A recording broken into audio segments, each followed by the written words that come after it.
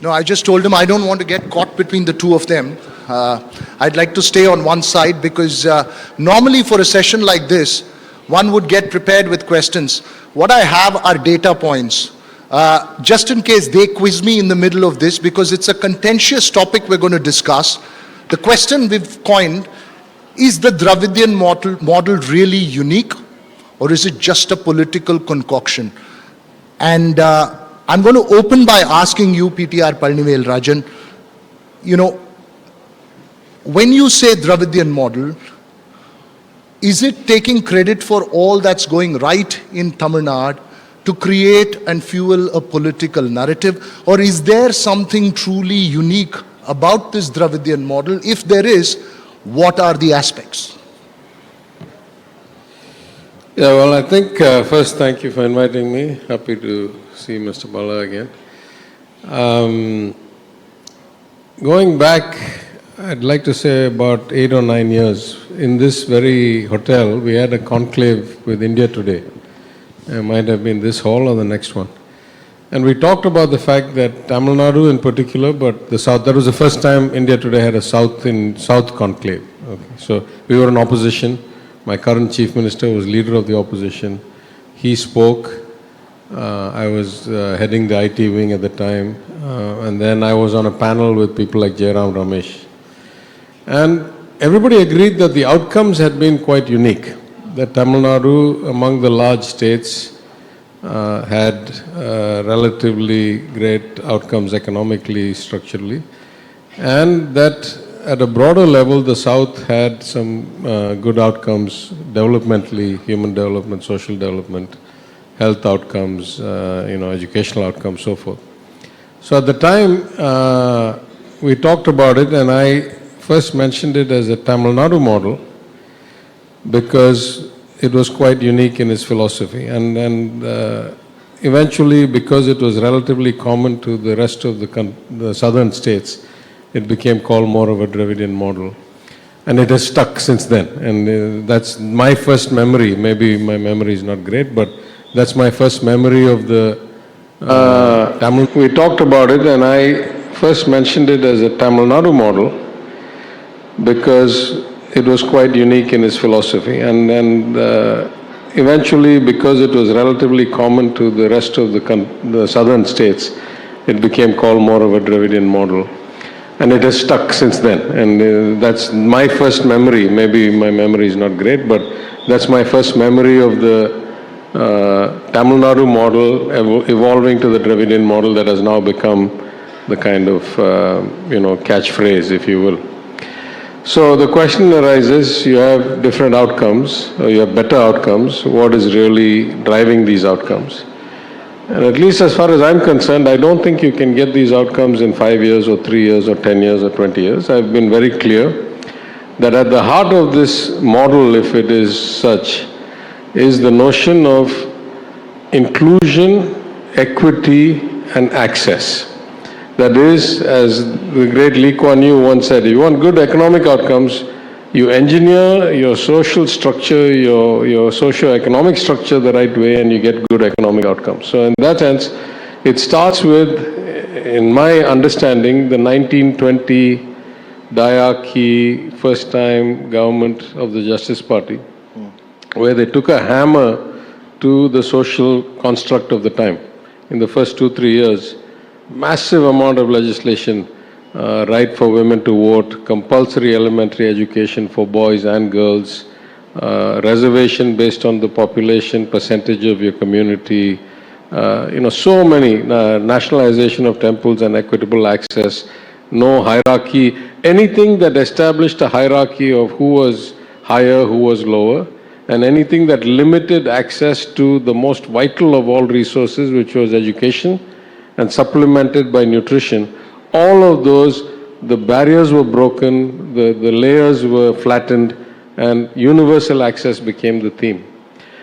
To be fair, from then till now, that has been a continuing advantage of first Madras Presidency, then Madras State, then Tamil Nadu State, in the sense that subsequent governments, whether it was the Congress government of 1937 on under diarchy, or the Congress governments after 1952 till 67, or subsequent DMK, ADMK governments after 67 till today. Only these two parties have run the government. Nobody has deviated from this approach. At the core of it, if it's these three or four things, equitable, universal access to education, to resources, to temple entry, to whatever the benchmark is, 100% inclusion, 100% equity. In the beginning point. Outcomes are not in our control.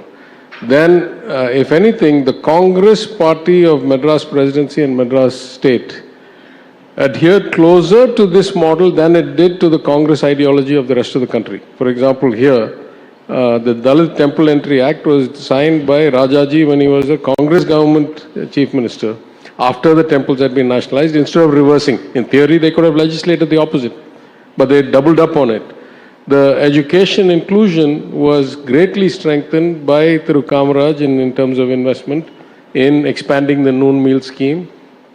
The ADMK and the DMK competed with each other in how to give more resources and support to education, to nutrition, clothing, cycles, laptops, whatever it is. So this focus on, broadly if you will, universal human capital development as the top priority of policy.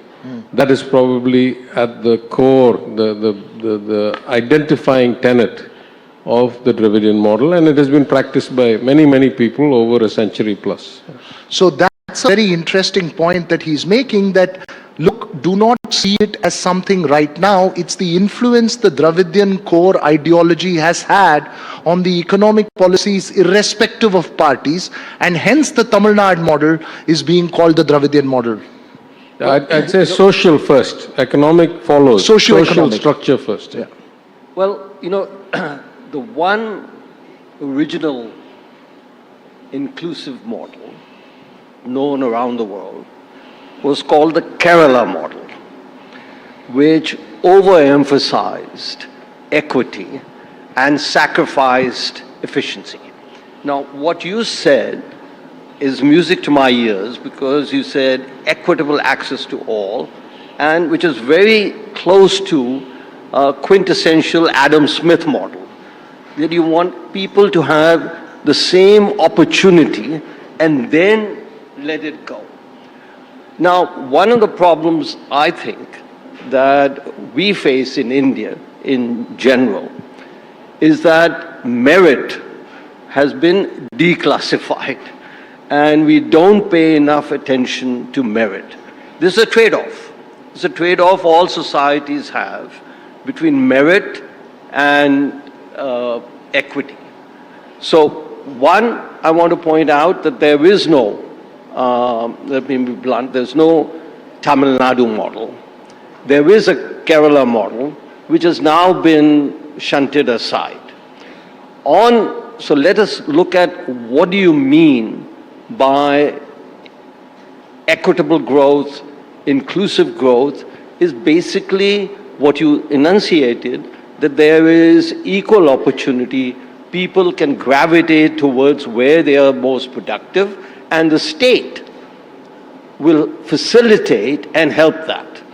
I don't think in India generally, and especially from the center, we can discuss that there is enough weightage given to both sides of the equation. Yeah, I mean, I think there are 2-3 points there. So I don't really care what you call it. I don't need authorship to a model. The fact is that we are a unique state. The circumstances are unique. The politics are unique. The outcomes are unique, and they're spectacularly good compared to most benchmarks in other states. You want to call it a model? Don't want to call it a model? I'm not overly stressed. But the outcomes are spectacularly unique, whether you take it in per capita GDP, whether you take it in gross enrollment in tertiary education, whether you take it in multidimensional poverty index, whether you take it in doctors per thousand.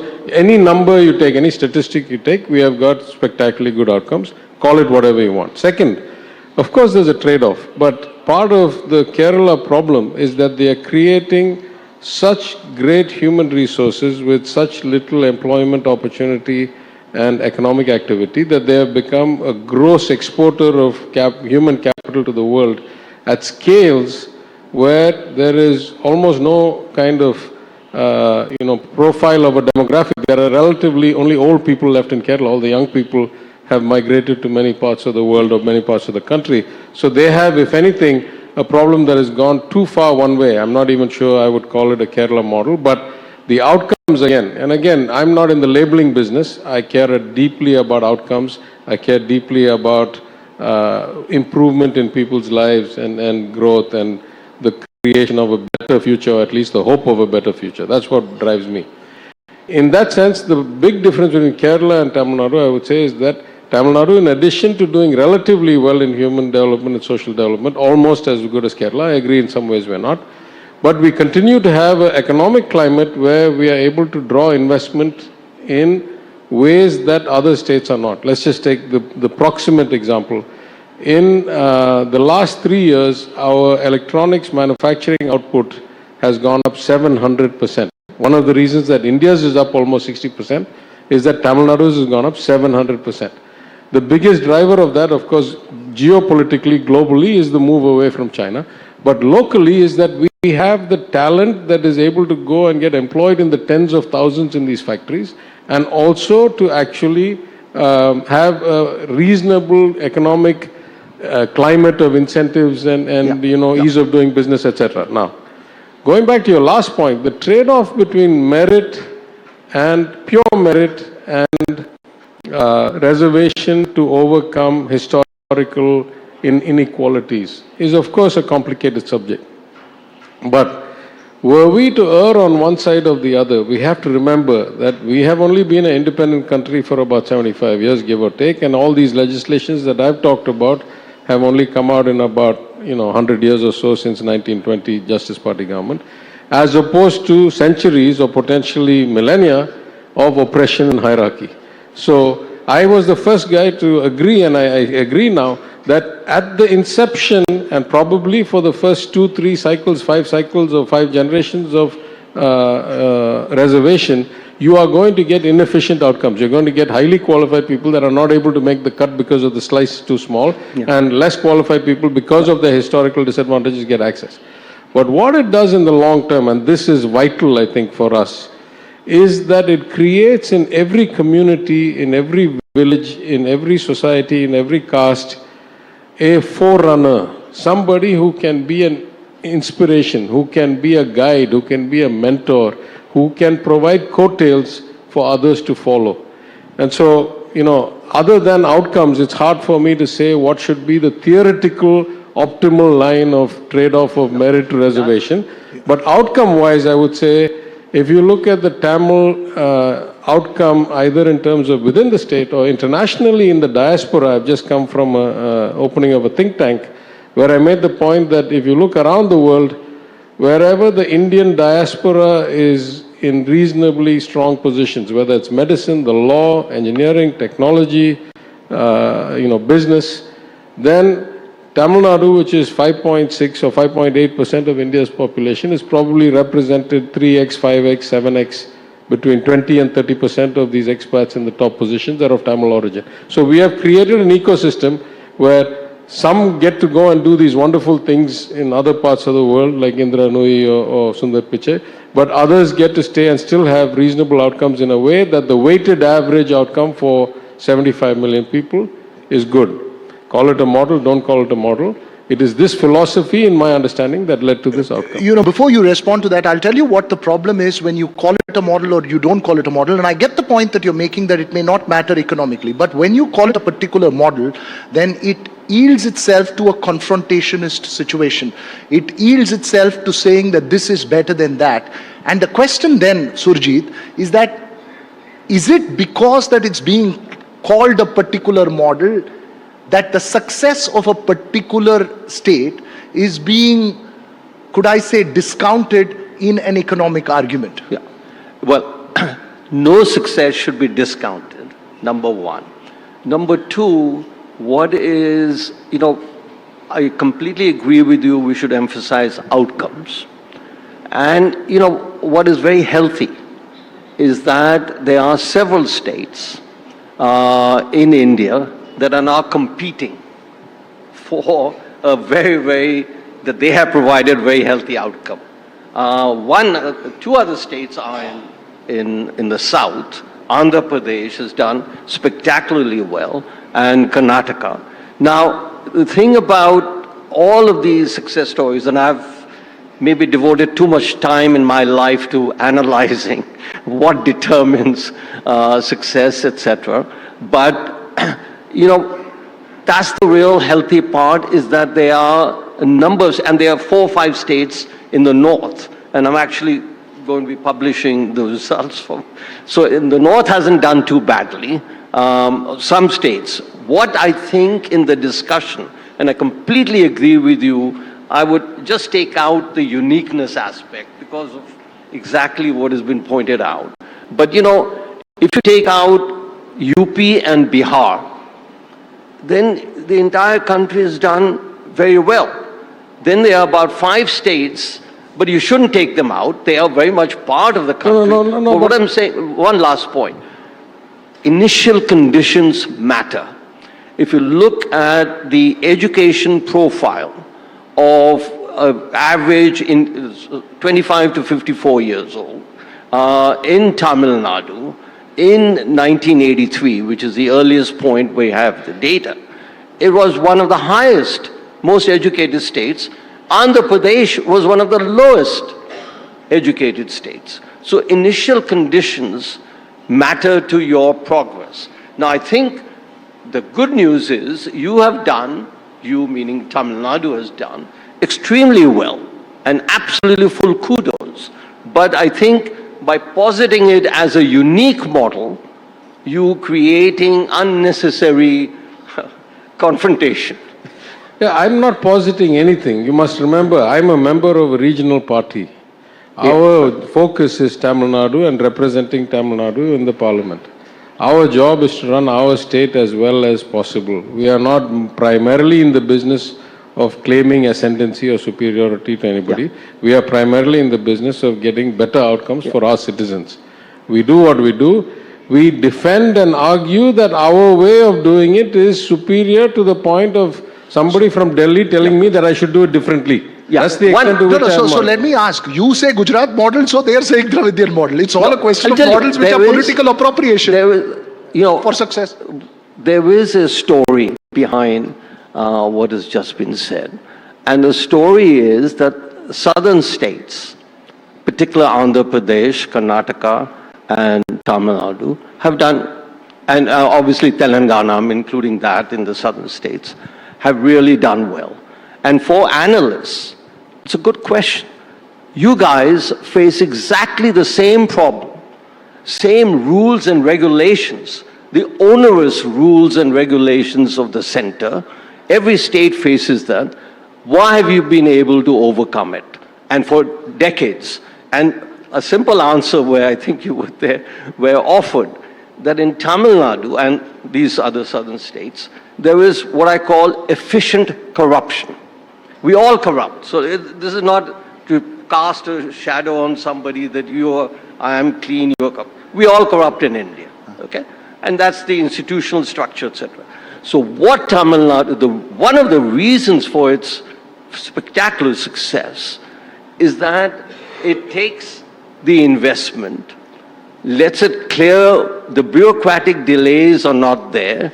There is a uniform, probably a clean window of approval. So politics doesn't come in there, and money does change hands. I'm speculating, I have no evidence. So there was it's efficiently organized, everybody's happy. No, so efficiently and things get done. I would say if there is a super model of efficient corruption, it is Gujarat before 2014, for 10 years, right?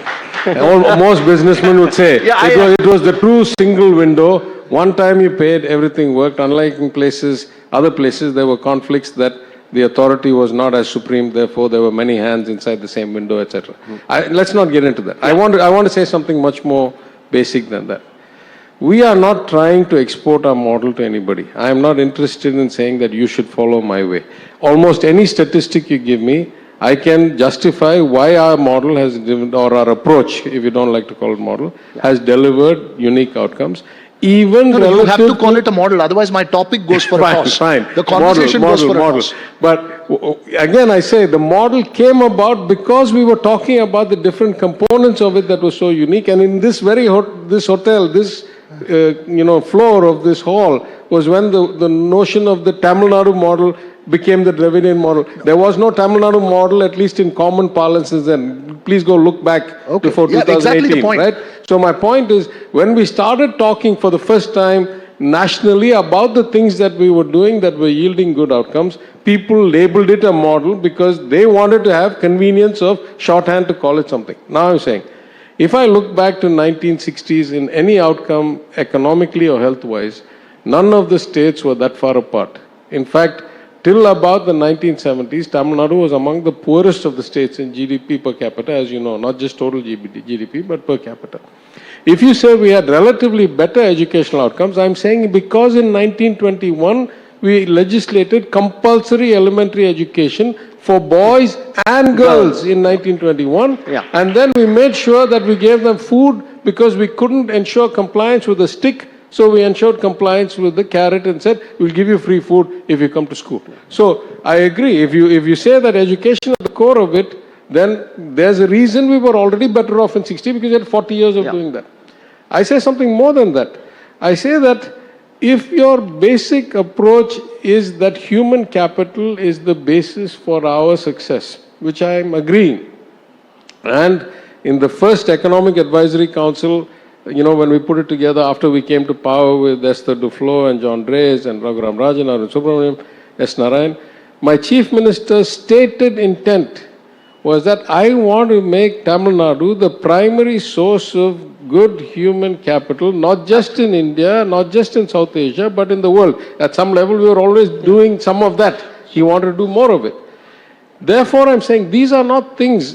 See, if there's a cookie cutter that I have figured out some great efficient corruption or ease of doing business, everybody can adopt it and catch up with me tomorrow. We are in a competitive economy, as you say. I personally believe that the scale of global opportunity today, considering we are, as Arvind Subramanian says, a sixth of humanity, and if you take out the aged people and you take out those who are not getting access to basic nutrition education because of strife, India is going to be 25% of the world's young talent for the next 20 years. Yeah.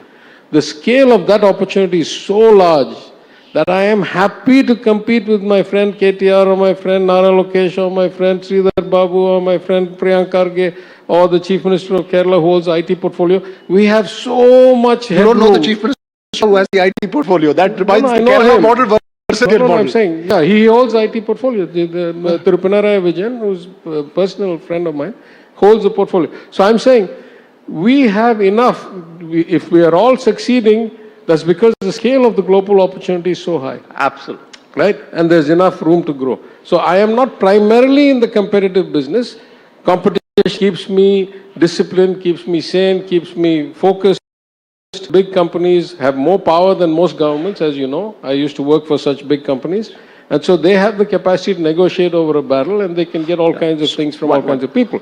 But going back to the point, I don't think there are any easy fixes. The reality is, our model depends on consistent focus on human development, inclusion, equity, women's rights, women's participation in the workforce, and that has to be done for 1 or 2 generations before you can say it is replicable. It cannot be fixed in 2 years. I want to ask Surjit this question as PTR finishes that point, that would you concede that it's the socio-political ethos and the ideology and the political narrative in Tamil Nadu that's influenced the human capital and also the success story of the state, and hence concede that perhaps there is something to learn from here? And would you concede that there's perhaps something that the Dravidian model needs to learn from elsewhere as well? Yeah. So there's something to be learned.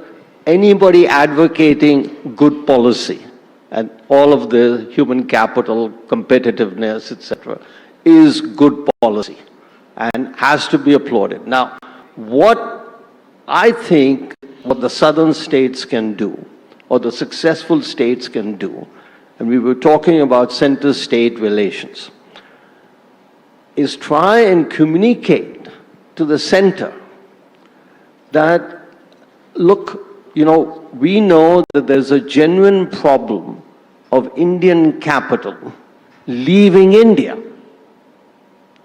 So while we are saying we are getting FDI, lots more capital is leaving India, including human capital. And that doesn't have anything to do with specifically a state policy. I think it's a center policy. So this is where the states can help the center, communicate to the center that, look, something drastically is wrong. If Indian capital, including human capital, is leaving India, there must be something wrong with the central policies, not with the state policies. On that, I want to add, I don't know, we're all talking about and Viksit Bharat and we're all wanting it to achieve. In all my studies, I do not know a single instance of a self-reliant country becoming Viksit. No chance. So this is where you can communicate to the center by the uniqueness of whatever you want to call it. They look, boss, you are in the wrong direction taking the country, and that this needs to be correct. So as you answer that question, and this is perhaps the last question, then we'll get a question in from the audience as well. I want to ask you, this era of confrontation that one sees about, how difficult, today the narrative here is one that's being set as the Chief Minister's speech of the DMK-led alliance versus the NDA. How does that era of confrontation, which feeds politics fantastically, affect industry, economics, and irrespective of what economic model is it time to get past that? Yeah, absolutely. Listen, let's start from the easiest to the hardest. When I have conversations with Mr. Bala or Dr. Berry or anybody in any post, irrespective of whether they're state or the center, the union, whether their government is by party A or B or C, we talk as people who want better answers, better understanding for a better tomorrow. It's all reasonable discussions. It's very rare to find two thoughtful people, shouting at each other some slogan, right? Sadly, politics is increasingly descended to that level where it is, politics first and outcomes later. For example, and I say this generically, if the government of India, which is naturally and only capable of doing things like foreign policy, trade negotiations, currency stabilization, export rules, etc., which realistically, as a great federalist, I still say every state can't do that. If there was a single thing they could do better to avail of the global opportunity, and as he said, there is no history of a self-developed, absent oil or coal or gold from the ground, 100% self-developed country. The first thing they could do is to work much more closely with the state governments, irrespective of which political party is in power. If it's theirs, great. If it's not, let it be. Whoever is there at the seat has been elected by the people. Once you are elected, you should stop doing politics and you should focus on outcomes and growth and improvement of lives and living conditions, etc. That would be, if I had one great kind of criticism of the government over the last 3 elections in Delhi, they have become increasingly focused on perpetual politics and not as focused on development and outcomes. They have good people, they have think tanks, they have Niti Ayog, they have people. Would that criticism be valid for you as well? I don't know, I have not been around for 3 elections, I've been here for 5 years. So my point is that working together, I completely agree. If there's a single thing we can do better, is work together. When I was recently called to the India Mobile Congress, which the Honorable Telecoms Minister, Mr. Scindia, every year invites the state ministers, he asks for all our input, he takes them, sometimes he acts on them, sometimes, other issues. But the 2 things I've said every year, I said, please don't allow we had 2 great success stories in Indian economic development. One is civil aviation, one is mobile telephony. Civil aviation story is getting tarnished. I said it months before the whole Indigo problem, that you have allowed an oligopoly to form and you're going to pay the price for it. You should have regulated in such a way that nobody got more market share.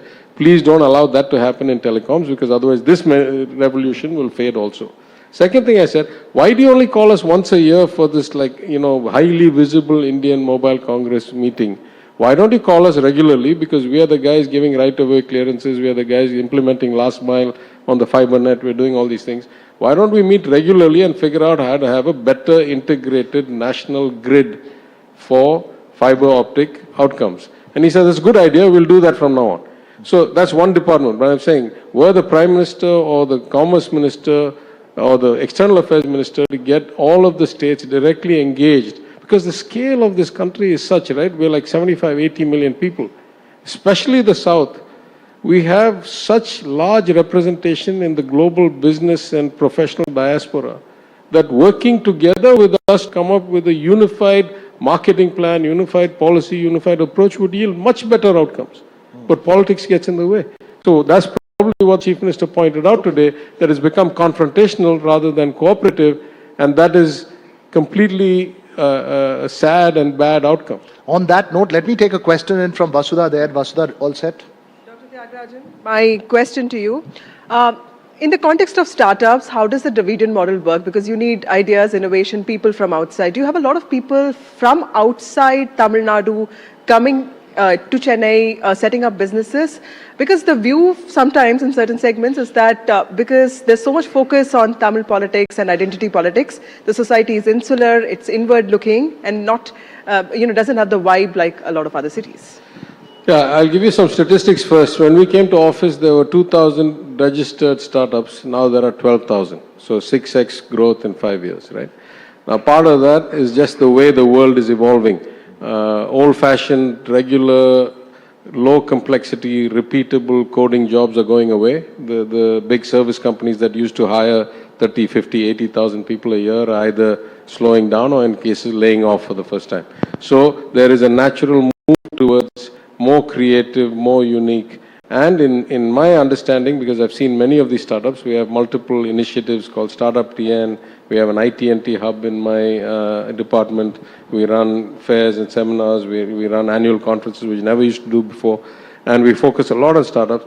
Many of these startups, the brilliant thing is that they are actually working on local problems. They understand quality of life problems in urban areas or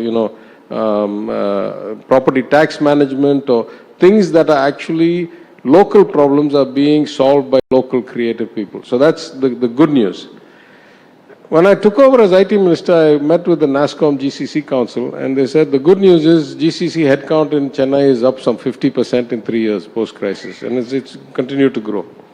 The bad news is that sometimes people from out of the state feel a bit out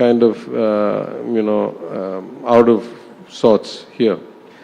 I can assure you it is not intentional, and I'll explain why. If you look at our culture going back, hundreds of years, 1,000 years, we've always been seafaring, global outlook, yadum ure, yavarum kelir. So it is not that our mindset is parochial and narrow.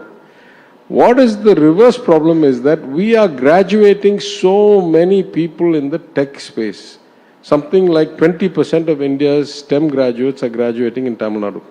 Some of them are out-of-state students in big places like VIT or other private colleges or government colleges. But 5.6, 5.8% of the population, let's say between 9 and 10% of the GDP, 20% of the tech talent is graduating from here. What that does, first of all, is means we're exporting a lot of the talent outside. But you walk into an office in Bangalore, maybe 25, 30% is Kannadiga. The rest are all from outside. I would say 20% maybe from Tamil Nadu. You walk into an office in Hyderabad, maybe the ratio is 35, 40%. You walk into Pune, you walk into an IT company, like a big global brand IT company in Chennai. I don't want to name the company, but a big American media company, one of the biggest in the world. 7,000 people. I asked them, what percentage of your headcount is Tamil? He says 85. And if you include the workforce from the border areas, like 95. So it is, now there's upside to that. The upside is the attrition is low, inflation in wages is low, all that stuff. The downside is if you are one of those 5 or 8%, of course you feel a bit out. So we go out of our way, and we have tried to come up with many policies, and I'm glad to say that many of the unicorns, that have been created out of IIT Madras, significant proportion of them are non-Tamil people. The environment is good enough to come here and do that. So it is not a question of mindset, it is a question of just large numbers. We are graduating so many people. Now, for example, in Madurai, one of the biggest employers now in IT is a company called Pinnacle Infotech, which is a gentleman from Bengal. But because he likes the talent so much, he's come. But the ratio, again, in Madurai is 90% local. And he says within 100 kilometers of Madurai. Right? So you have so many educational institutions, so many people. No. So I agree that diversity and variety of thought is core to innovation and having better outcomes. So we are consciously trying to attract and make life easier. We have some guidelines for renters, how to give like instructions in multiple languages, things like that. But it is more unintended outcome of success in education and talent development than anything else. So sometimes statistics and the reality may be very different from the perception. I'll have to end this conversation because we're completely out of time. But I have to ask you my final question.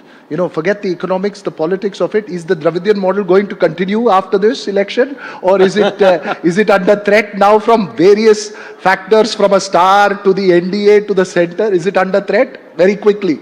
I'm sure the Chief Minister has already said what is going to happen when he spoke here this morning. Yeah. 2.0 is coming, he says. So 2.0, the Dravidian model. Surjit, final comment quickly before I wrap this up. No, I think, look, success... You also agree to Dravidian model 2.0 continuing? I think if, as a sophologist, as a, what is it called, amateur, no, I think there's a good chance that, and you know, it is because of success. Okay. It is, and that is how people reward success, is precisely through the voting booth. And somebody has to do something really spectacular, unexpected, and not on the cards for this rule to be violated. Okay. Thank you very much. I wish we could continue this conversation, but unfortunately we're completely out of time. But thanks very much for sharing deep insights, both historic, economic, as well as social, as far as what we define as models. Who knows what models are, ultimately, as long as they work for the people. But thanks very much for speaking to us.